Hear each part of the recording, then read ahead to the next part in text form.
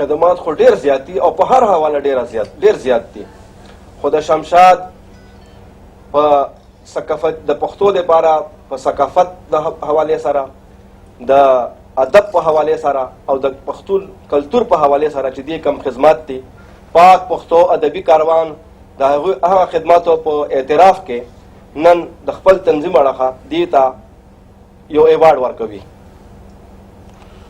ډېره مننه کوم د خپل طرفه د شمشاد نړیوال ټلویزیون لخوا د پاک پښتو ادبي کاروان.